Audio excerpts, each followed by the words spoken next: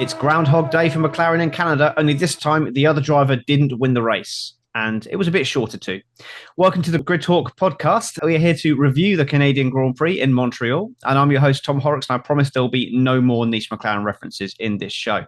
Today, I am joined by fellow Grid Talk host, Owain Medford. Hello. And we have dusted off our resident Canadian to give us his expert insight. Welcome, Jonah Gould. Thank you. So be sure to follow us on all social media at Grid Talk UK. And if you're feeling extra generous, please consider supporting us on Patreon for exclusive access and behind the scenes content. Before we get to the analysis, we are hearing that Antonelli, Piastri, Ocon, Leclerc, Sainz, Gasly, and Stroll are all under investigation for a safety car infringement, and Oliver Behrman has been summoned for failing to follow the race director's instructions. If we do hear anything during recording, we will update you. However, Chris Medland, bless him, has just on Blue Sky sent I don't know what they call it. Is it tweets or flutters? What do they call it on Blue Sky? I don't know. I believe it's posts. He's posted, that'll do. He's posted on Blue Sky saying that it's unlikely to affect the finishing order, so we expect everything should be as it is. But we'll get into the first half of the show content now, and we're going to go straight to Owain for Mercedes. It's their fifth win at this track in recent times, and George's fourth in F1.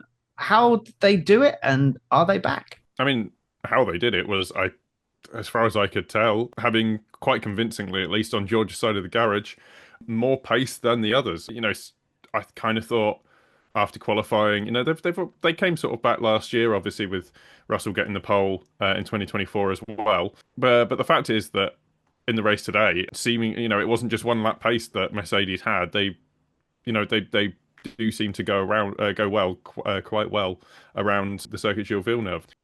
It kind of seemed that they had the pace at least initially to get off that last hairpin and hold off Max Verstappen. And that, I think, kind of set the tone for the race. I think Verstappen had a couple of laps to really get past Russell and start to, with the tyre deg at least, really impact using the dirty air the cars behind. But unfortunately, he could not do that. And it just meant that Russell, I think, just through car pace alone, really, and quite a good drive himself, obviously, not making any mistakes under that pressure for the time period he needed to, and just being able to build a gap in that way. He was able to lead from the front, not have that clean air to work with, mitigate the graining that other drivers seem to be going into. I assume he had some himself, but he got himself into a position that he could build the gaps when he needed to, just around those pit stops. Obviously, he wasn't hampered by any safety car apart from right at the end when obviously it didn't matter. But he was able to buy himself the time for the undercut, which was relatively powerful, it seemed. But he was far enough ahead, obviously, that it really didn't cause him any issues, and that enabled him to stay in first until that last safety car that obviously ended the race. Yeah, he seemed under a lot of pressure at the start there, and I wasn't convinced he was going to be able to hold on, but he is a very, very measured, very mature performance from George, and it shocked me actually to see that was only his fourth win. Like, he's got less wins than Oscar Piastri in Formula One, and it just goes to show that he's just not really had the car, and he's got a lot more talent than what his race win percentage does show. But another good news story then, Jonah, we're going to go to Kimi Antonelli, his first podium, and it looked touch and go there in the last few laps, but fortunately for him, the McLarens decided they wanted to end the race early. How impressive though was the teenager that still shocks me. Yeah, it's unbelievable. And you know what? I think that the Formula One circus landed in the land of firsts, because through Formula One history, we've seen a lot of firsts happen in Canada, and I couldn't be happier for Kimi Antonelli to get his first podium here at reality here in my home country. But he did great. I mean, he's so calm, he's so collected most of the time. He just really knows how to withstand the pressure. And when you have two charging McLarens behind you until they decided that they didn't feel like being there anymore, that's not an easy situation to be in. And he handled it really well in a car that did look like it had the pace. It didn't look like it had more pace than the cars behind it towards the end there.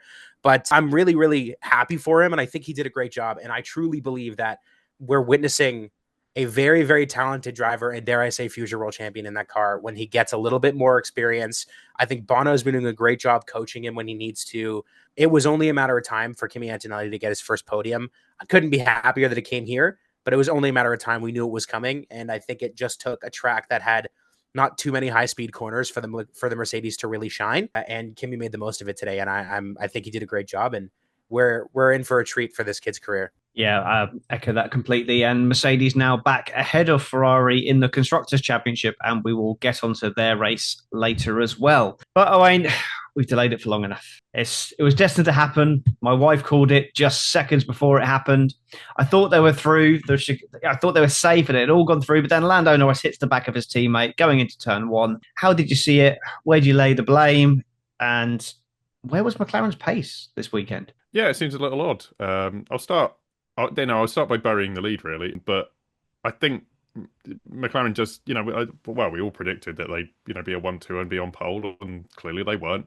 I don't know whether that's to do with the fact that apparently it's a lower deck circuit, at least in qualifying. Obviously, that didn't come to fruition in the race, but, I can only assume that sort of McLaren didn't quite hook it up, didn't quite manage to find the setup that would allow them to really challenge properly for pole, or at least that that extra tenth of a percent or whatever you need to find, and that really hurt them going into obviously coming out of qualifying with Norris starting all the way down in seventh and Piastri doing fairly well but starting in third, obviously having a bad start. I think the issue with McLaren is that I think they pulled a sort of a not amazing strategy when it came to starting them on hards, but I think that's all you had to be able to do, at least. Piastri did fairly well, and ultimately it did end up with, I think Norris did well with the tyres that he had and the way he had to run the race, to the point that he was actually in the same place as Piastri. But unfortunately, coming out of that final hairpin, I think they both got past Antonelli. No, sorry, no, of course they hadn't. I'm an idiot. Sorry, they'd both gone past Leclerc. And, it was a drag race at that point. And I remember saying, you know what, before the incident happened, Norris has been really smart there, letting Piastri through. Obviously his line was compromised, but it did mean that both McLarens did get through unscathed. And I thought, you know what, great, that's rule one. Don't hit your teammate. You're going to get a really nice, decent points finish, even if you can't get the win. And unfortunately, I think that Norris tried to sort of scare Piastri off the racing line, unfortunately. And from the footage, having seen the replays, Piastri didn't move. He kept his line consistent, if not sort of, if not following the way that the track goes. Obviously, it veers to the right, but he listed left as you would do. And unfortunately, Norris went for a gap that was always going to close. It's not like he didn't leave it in racing room. Norris didn't have any part of his car alongside. We saw that from the tyre smoke off the back of Piastri's McLaren. And unfortunately, I think in a different circumstance, maybe that goes a different way, and Norris just loses a couple of tenths and has to back off, or they follow each other through the next three series of corners. Unfortunately, it didn't, and he's sort of ceded quite a number of points, obviously, to Piastri, through this round, and it has made the championship gap at the top for those two quite a lot larger than it previously was. Yeah, it's difficult. I mean, it's still, given that if that was for the race win, then it would have been an absolute disaster. It would have been a potential 18-point swing. So that is the only saving grace from a Lando Norris apologist sitting this side of the camera. But yeah, still very difficult to see. But I'm going to give both of you a chance to talk about this because it's such a big subject to talk about. And Oscar, again, Jonah, did seem like the slow McLaren. It looked like over the race, but another mistake from Lando Norris. It's really tough being a Lando Norris fan right now, isn't it? It's quite possibly the hardest thing I've ever had to do in my entire life is defend Lando Norris on a weekly basis with this car, now that he has one that doesn't suck. But I'll partially echo Owain's statement in a sense where he said that, Norris went for a gap that was always going to close. I think Norris went for a gap that just didn't exist. I just didn't think it was there, truly. Yeah, there's a little bit of space, nowhere close to enough to stick a 6.5 foot wide Formula One car. It just wasn't going to happen. I think that was adrenaline and, oh my, like, I'm this close, I'm going to go to the inside. And I kind of agree with Owain in terms of scare him off the racing line. That's the last guy that you're going to scare off a racing line. I truly don't think that he was thinking anything of it other than, okay, let's see what happens. Oscar has the mentality that's just like, all right, let's see what happens. Super calm, super collected. I think Lando went for a gap that just did not exist, truly. And I say this every time I'm on here that, I'm pretty vocal about my stance as a McLaren fan and my stance as a Lando fanboy, although, most people aren't too thrilled about that. That was just really stupid. It truly was a really, really not smart move to make. There was no gap. It wasn't going to happen. I don't know why he didn't just sit back and wait for the straight to come back around and maybe try and get Oscar again through the wall of champions chicane, or I don't know, let him go through, compromise his line like he did the first time, and then try and go on the other side where there's so much more racetrack. It makes absolutely zero sense to me why Lando would go for a move that was so much more difficult than the one that he could have done. He sacrificed his own race, his own points. I'm a Lando defender till the day I die, but that was 100% his fault. Absolutely. I can't defend this one. And now I have to defend this one to all my friends who've been messaging me going, that's so funny. You remember Canada 2011? Now I'm going to have to sit through that again. But it's just unfortunate. It's something that didn't have to happen. And I think that Lando really needs to clean up his act, because that's not something, if you ever plan on winning a World Drivers' Championship, that you can't make that mistake. It's just not going to happen. Yeah, he's definitely showing this year that he's got the speed, but he's not showing he's got the consistency and the maturity in battle, which is very much what was laid at his door last year as well. So definitely a reset and some more learning needs to be made from Lando Norris, because he is definitely losing his chance to win this World Championship. So a long way to go. So there's bound to be lots of swings and roundabouts between now and the end of the season. So we will wait and see. Red Bull certainly will be hoping for that, and we are going to go to them next, Owain. And by extension, by talking about Red Bull, we are of course talking about Max Verstappen. Very little to talk about from Yuki Tsunoda. Second place seemed to be slipping away, heavy graining in the first stint, very little pace in the second, and it seemed certain that Antonelli would pass him at some point, but a very strong third stint saw him once again looking like he had a shot of winning. Is he still in this championship? And he is now closer to Lando than Lando is to Oscar. Is that really a genuine chance that he can still win this championship? I mean, we were talking. I was talking about it with my girlfriend when we were watching, and we're only 40% of the way through this season. I don't think you can ever really count out Max Verstappen. I mean, who knows? Maybe this pace continues for McLaren. You can't say anything at this early stage in the season. I believe that McLaren have turned off development. Nevertheless, the underlying pace of that Red Bull doesn't seem to be particularly strong. I think Max Verstappen has been doing wonders with it all season long. I mean, it was, as you say, quite poor for him throughout the race. There were a number of periods of time where he was threatening just for a fleeting moment before, I guess other people's tires warmed up, or the tire deg that clearly the car has or seems to have on higher fuel loads, at least on this track, sort of caused them, and he was going backwards. Let's make no bones about it. He didn't make an amazing start, and as a result of that, he kind of was, stuck as best of the rest. And I think he's maybe slightly fortunate to end up where he has in a way. I think, what with Antonelli sort of having weaker than, I don't know, maybe weaker than expected pace on that final stint. I think that's unlikely. I think your assessment is correct that he just hadn't managed to find the pace on that last stint. Meant that for them it was kind of a difficult afternoon, but got the best out of it, as Max Verstappen tends to do. I want to put a footnote in that I don't think Tsunoda did particularly bad getting up to 12th, but obviously the fact that he was qualifying where he did was bad in and of itself, let alone with the 10 place grid penalty. So, I think operationally Red Bull still has something to work on there, and I think they're tactically hurting a little bit. But yeah, from Max Verstappen, I think again he's doing the most he can with the car he has, and unfortunately I don't think the car he has is anywhere near the kind of car that he expects. Yeah, a little bit of insider knowledge from a friend of mine who works in a little place in Woking says that there is a major update for McLaren coming in Austria, but that is it for the rest of the season. So next race, that's their last chance to kind of sort this out. So let's wait and see. It's not like a B-spec upgrade or anything, but it's apparently a big one. So it's either going to bury the competition, or it's going to unbalance the car, and then we're going to see a Max Verstappen World Championship. So one of those is going to happen, and it's going to be an interesting second half of the season when we get there, just to see what happens there. And if you are enjoying this podcast, we would love it if you could take 5 and leave us a 5-star rating on Spotify or a 5-star review on Apple Podcasts. And if you're listening to us and are currently not subscribed to our channel, then please consider doing so and helping us out with a like and subscribe. So moving on to Ferrari next, Jonah, and another difficult day for Hamilton, but some damage to his car, apparently the cause, and more Ferrari woes on the strategy side.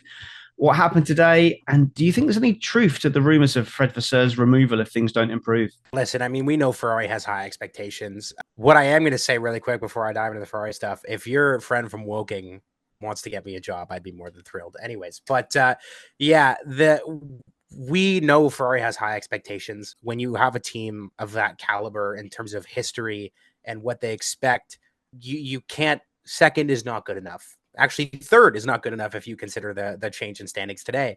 It's just not going to happen. Now, I'm not going to be one to speculate on Fred Vasseur's future. I am not in the media as much as I would like to be. I didn't get media passes when I had the soft tire, so we'll leave that there. But I don't know about his future. I'm not one to speculate. I don't have the rumors.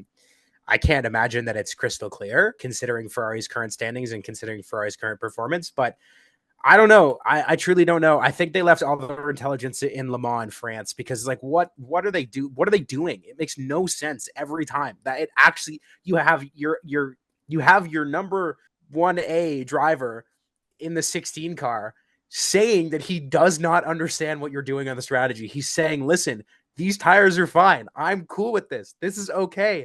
And you bring him in anyways and change them and put him on a worse it does not make sense to me. How do you go from being 3 seconds off of McLaren? Yes, I understand the McLaren is the best car on the grid. It was not the fastest today, I don't believe. But how do you go from being 3 seconds off the back of a McLaren to screwing up your strategy so bad that you find yourself 26 seconds back? Like what?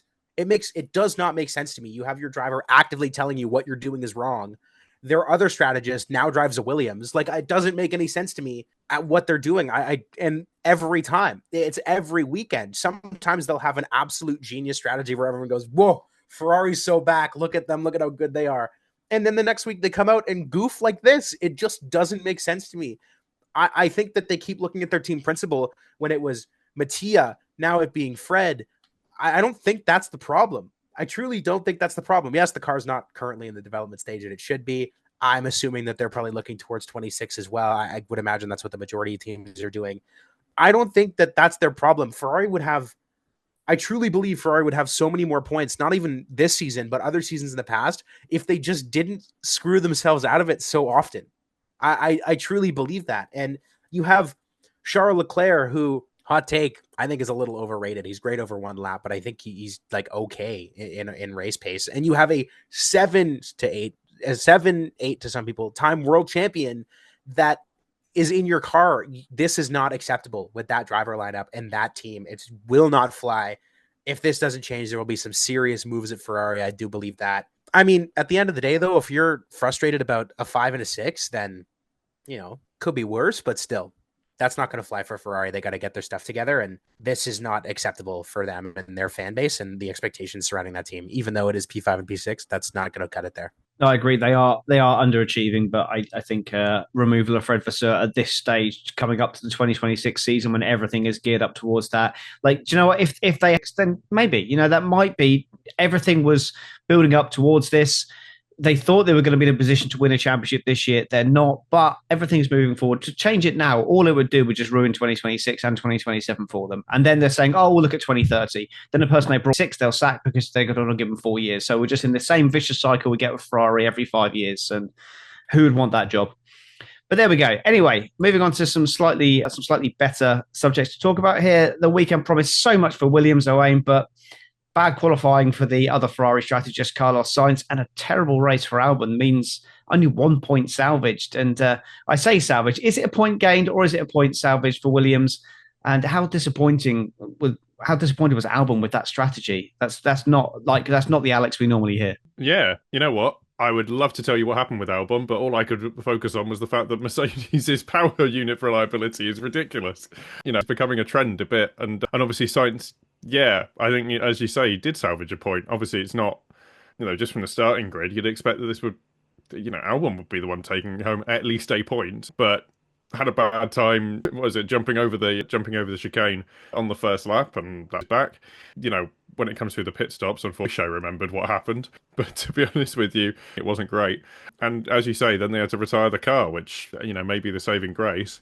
Fundamentally, I think it's a disappointing race no matter what, just because you have to look at the fact that this is probably a track that is meant to suit Williams at least. What with it being relatively high speed, obviously, high aerodynamic efficiency. That should suit them. This should be one of the weekends that works out the best for them. And obviously, it's gone badly in qualifying, at least for Sainz. That's not entirely their fault if you get impeded on your lap, like as egregiously as Sainz did.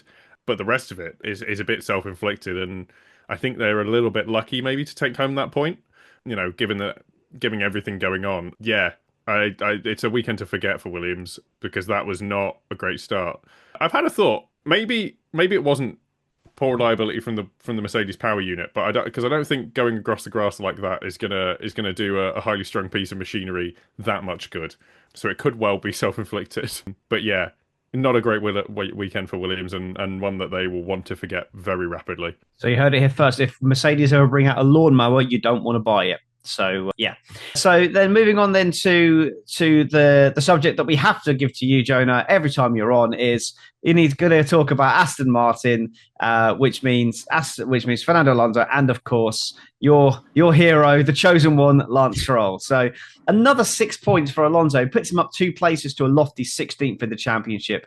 Home hero Lance finishing last on the road, but no doubt obviously still feeling some after effects from his wrist injury. Is Fernando back to his best, and was this the greatest 7th place in Formula One history?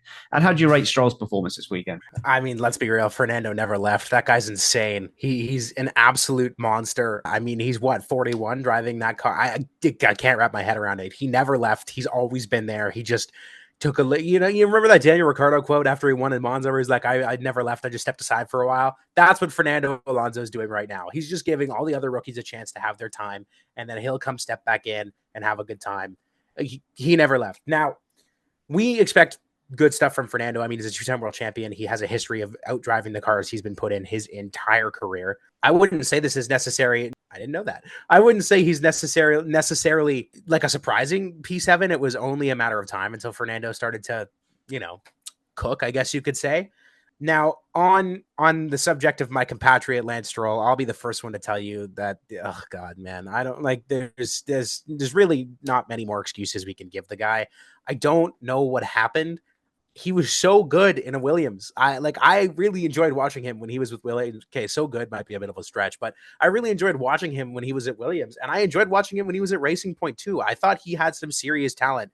You don't just get handed a seat all the time. I understand that the only reason he hasn't lost it is because his dad owns the team, but he truly does have some talent. I firmly believe that. I'll be the first one to tell you that. I cannot continue to make excuses for his driving though, and I won't continue to make excuses for his driving. Is he feeling the hand? Yeah, maybe. I mean, but like, what is going on? Like, that's just abysmal. This is abysmal performances from Lance week after week after week after week. It looks like he doesn't care. It looks like he doesn't try. And it's frustrating because I know that there's talent there. The car isn't that bad. It can't be that bad. It might be because Fernando's the one dragging it to P7. But like, he's just, I don't know. He's giving us a bad rap, man. Like, I don't know what to say other than you can't keep making excuses for this. And something's got to change. It won't, because his dad owns the team. His dad literally is a majority stakeholder in Aston Martin. But it's really unfortunate because I truly think he has more talent than what he's showing week after week. And this is just another week where we saw unnecessary penalties being taken. I mean, he did shove Gasly into the grass. Like, you just don't got to do that. Unnecessary. Don't have to do it. And he just looks like he doesn't care. And it's really frustrating because he's representing the flag that's behind me and he's not doing a very good job of it. So another classic week from Lance. I don't think anyone is surprised. I'm just hoping it changes at some point. That's the copium in me. Okay, very, very honest assessment there of your countrymen there. So we're going to move on then to the rest of the midfield teams before we wrap up, which is Sauber up next then, Owain. So Hulkenberg, 4 more points. And although they have dropped behind Aston Martin, they do now sit just 8 points off both Haas and Racing Bulls, who are tied. So the midfield is so tight. Will they be happy with how things are progressing despite losing that place? I mean, unfortunately, it's those 2 points that are the reason that Aston Martin are ahead of them. That's Fernando Alonso for you. Yeah, when it comes to the Sauber, with Hulkenberg at the very least, obviously, getting points is, I think, more than they could necessarily ask for even a couple of races ago. Yeah, like they, benefited off the start, funnily enough, from Albon. Just careening back on with an F1 Academy sort of styled overtake. A styled rejoin. Luckily, they got away with it better than they did in the support series. But apart from that, yeah, you got to take things when they come to you, and getting 4 valuable points is useful. They won't be happy to have Alonso ahead, but he is the highest placed apart from Alonso of the other midfield and backmarker teams. So you got to take that and run with it, because they come few and far between these things. And as you say, it's only 8 points, and you can put, like, we're only, as I say, we're only 40% of the way through the season. There's another 14 races to go, and I think it could get crazier from here. And as a result of that, they've profited massively off of it. I think even Bortoleto again didn't have a bad race, and bearing in mind that we were laughing Sauber last year and early parts of this year, I hope the turnaround continues for them. That's obviously, great for their championship standings, and brings that vital money, ahead of the reg change. But, from their perspective as well, it keeps them in the fight, and it keeps a well-known name and a team that's beloved, still kicking. And that's something that we've, haven't seen from Sauber for a long, long time. It was a bit of a butt of the joke, but it's them that's laughing now. Yeah, no, absolutely. It's definitely a big turnaround for Sauber, and it's good to see that there's a little bit of progress going into the long-awaited Audi takeover, and maybe a light at the end of the tunnel that they're not going to be rooted to the back of the field at the start. And I do remember a couple of years ago, and you saying, "There's no way Audi are not going to be winning races." I stand by it. I still stand by it. But when are they going to be winning races? I'm telling you, new power unit. Yeah. Okay. Well, let's wait and see. But you never know. But we're gonna move on to the last team we're going to talk about. Then is going to be the RB, but kind of mixed in with the racing balls, mixed in with a little bit of Haas as well, just sprinkled in there just for good measure. But strategic nightmare for the teams in the midfield for most of the race with the 1-stop, 2-stop strategy there, and Haas managed to take that last point. So they are now level with racing balls. But with everyone else behind them scoring for fun, does this look like it could be a bit of a slide down for RB now as heading towards the back? They don't seem to be scoring points as freely as they were. Hadjar is doing the lion's share of the point scoring, whereas everyone else seems to be scoring with both drivers. So is this not looking good for Racing Bulls now for the rest of the season? I mean, it's definitely not looking good. I'll preface it that way. But if there's anything a Red Bull sponsor team is used to, that's scoring points with one car, not both. So I can't necessarily say that RB's, out of character here. Now, just an abysmal race for them, a complete weekend to forget. I mean, they retired Lawson's car just to not put any more miles on it. Like, when you're at that point that it's like, all right, man, pack it up and go home. Like, that's really rough. And Isaac Hadjar, like, I love the guy. He's great. I think he's entertaining. He's a great qualifier. But is it too early to call him a quali merchant? I mean, you stick that thing P7 and then you end up finishing P16. Like, is it too early? He's done this a few times. I don't know. Am I jumping the gun? Maybe a little bit. But yeah, what an abysmal weekend from the RBs. But you know what? At the end of the day, they're a team that I think has more potential than that. I truly still believe that Lawson's confidence has been shook since they kicked him out of the Red Bull after 2 races. And I don't think that helped. And I don't think it will help for the remainder of the year. Hadjar is doing what he can. It's not looking great. This is a rough weekend. It can get better. Absolutely. And I have no doubt that it will get better. That's kind of where they sit. Now, in terms of Haas, everyone and anyone who's ever listened to a podcast that I've been on, whether it's Grid Talk, whether it's the Soft Tire or whatever, knows that I'm a notorious Esteban Ocon disliker. I've never liked this guy, not once in his entire career. So seeing him score the last point, not too stoked about that. But I don't dislike Haas, and I'm a big Ollie Behrman fan. I think he's great. You know what? It's nice to see some North American representation in the point scorers here in terms of teams. I think Haas is kind of picking up the pieces where they can. And I think that's the position that they're in. I think that's the position they've been in for ages. I truly don't think that Haas has really ever been more than a team that picks up the pieces where they can. Unfortunately, they have some good, straggler finishes here and there. Like, I think their highest position ever is, other than, pole with Kevin Magnussen, is what, P5, I believe. So it's not a bad weekend, but it's also not a great one for us. This is kind of what they're used to, and it's not necessarily out of the ordinary. I wish it was Ollie scoring the points, not Esteban. It's personal preference, but to each their own. But yeah, I don't think it's anything really to be shocked at, and I can't necessarily think that any Formula One fan or any racing fan is going to go, wow, what a bad weekend from Haas. I think people are going to look at what a normal weekend from Haas. This is kind of what happens with them lately, and it's unfortunate because, they're a team I'd like to see do better. It's nice to support the small teams that maybe don't have the infrastructure and the money flowing in and out. Whether or not they can spend, it's a different story, but the money flowing in and out, like a team like, McLaren, Mercedes, Red Bull, Ferrari, but it's not abnormal, unfortunately. Yep, no, I agree. And the one team that we haven't spoken about today is Alpine, so I will take that hit for us. They're still bottom of the championship, but Colapinto has now matched Doohan's best race finish, which is 13th. So things are looking up for Alpine. Now, on to slightly less depressing subjects. We're going to talk about our driver of the day. So the Grid Talks driver of the day was Antonelli. I'm going to ask my panel, who was your driver of the day and why? Going to you, Owain. So I voted for Antonelli. I thought he did a great race under pressure from, two battling McLarens, and I think he held it off well. And I think for a portion, that vast majority of the race, I think he could have actually, he was challenging Verstappen at various times and doing, helping Mercedes in some ways. In that opening stint, really, he did, he did push Verstappen as hard as Verstappen could go, and clearly Verstappen didn't have any pace, and I think obviously Verstappen gaining pace in that last stint was really what tipped the balance slightly back towards taking that second place. So that it's good to see, I believe, him get his first podium. I think it's a great performance to be able to withstand the pressure of two fast McLarens. I mean, they took themselves out at the end, but ultimately, he had to maintain the pressure of what should be the fastest car in the grid, and he did it admirably. Fantastic. Yeah. Okay, Jonah, your take? Just for the sake of being different, because I would have said Kimi Antonelli if not for Owen saying it first. I'm going to go with Ferrari strategist Carlos Sainz. I love the guy. Snagged a point here. He's dragging what he can out of that car. Yeah, I mean, there's not a whole lot to say because truly the deserving driver of the day is Kimi Antonelli, but I'm just doing this so I don't say the same thing and I spice it up a little bit. But yeah, I'm going to go with Carlos Sainz. He got 1 point for Williams, like we spoke about. Started from pretty far back. I believe it was 16th or 17th. And that's about as much as Williams could ask for. And it's Ferrari strategist coming through for another team. So I'm stoked for that. Well, I put George Russell as my driver today, but I revoke that after his dive in the penalty box at the end there for trying to get Max Verstappen a penalty right at the end. So, yeah, no, shame on you, George. That was not good, not sporting at all. Or as we say over here, it's just not cricket, my friend. So we're just going to give you guys a chance to promote anything from your channel. So, Owain, anything you want to promote? Save me promoting it later.